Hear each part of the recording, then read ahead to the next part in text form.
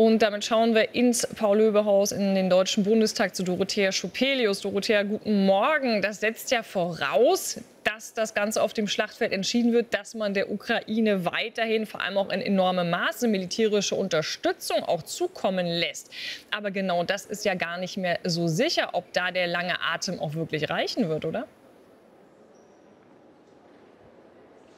Guten Morgen, Marie, aus dem Deutschen Bundestag. Ich würde diese Frage bzw. die vielen Fragen, die man vielleicht zu Selenskys Friedensplan und der Rolle Russlands, die Rolle, die dann Russland darin spielen soll, auch hat, weitergeben an Roderich Kiesewetter von der CDU. Guten Tag, Herr Kiesewetter. Hallo, Frau Schupelius.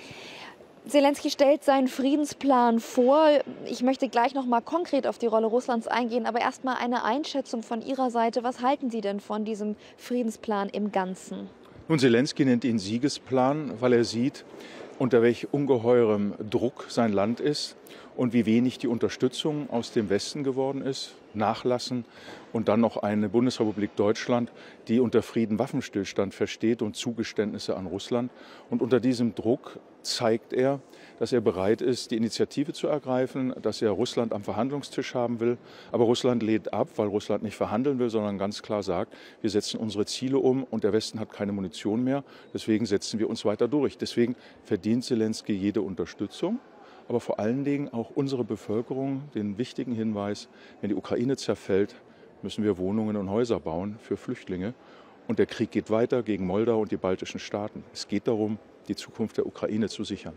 Herr Kiesewetter, Sie haben es gerade gesagt, Zelensky möchte Russland am Verhandlungstisch sehen. Sie sagen, Russland weigert sich. Teil dieses Friedensplans ist es aber, dass man Russland zwingt, sich an den Verhandlungstisch zu setzen. Nur für wie realistisch halten Sie denn diese Option? Ist es überhaupt eine Option? Es ist dann eine Option, wenn Russland einsieht, wenn die Generale dem Putin sagen, wir haben keinen Erfolg mehr. Dann wäre das ein Punkt. Und man sieht es ja, Russland rennt seit 10 Jahren gegen die Ukraine an, hat gerade mal 20% des Landes besetzt, hat Hunderttausende Menschen verloren, zerstört die zivile Infrastruktur. Der Krieg ist ja nicht an der Front. Der Krieg ist gegen Krankenhäuser, gegen Schulen, gegen Elektrizitätswerke, gegen das Lebensgefühl der Menschen. Und da ist die Ukraine ungeheuer erfolgreich. Und wir sehen diesen Erfolg zu wenig. Und da verdient die Ukraine eine andere Unterstützung. Wenn Putin unter Druck gerät, dann geht er an den Verhandlungstisch. Das haben wir gesehen bei Prigozhin, als der auf Moskau marschiert ist. Sie sprechen von der Unterstützung, die die Ukraine braucht. Zur Unterstützung gehören auch Signale. Bundeskanzler Olaf Scholz verweigert die Lieferung von Marschflugkörpern an die Ukraine. Er hat dafür seine Gründe, die er auch lang und breit ausargumentiert und bekommt auch Unterstützer in diesen Begründungen. Sie gehören aber nicht zu diesen Unterstützern, richtig? Wir müssen sehr sorgfältig auf das achten, was Olaf Scholz sagt. Olaf Scholz hat gesagt, wir müssen darauf achten, dass Russland die Ukraine nicht ganz auffrisst. Das heißt also, er sieht ein Auffressen der Ukraine bis zu einem bestimmten Punkt. Das heißt, ihm geht es gar nicht darum, dass die Ukraine eine Chance hat, ihre Zukunft wieder selbst in die Hand zu nehmen, sondern sie ist Opfer. Er arbeitet auch an einem Plan, dass die Ukraine keine Zukunft in der NATO hat. Er arbeitet an einem Waffenstillstandsplan, der dazu führt, dass in den besetzten Gebieten Hunderttausende Menschen ihre Pässe abgeben müssen und russifiziert werden und deren Kinder quasi in die militaristische Ausbildung müssen.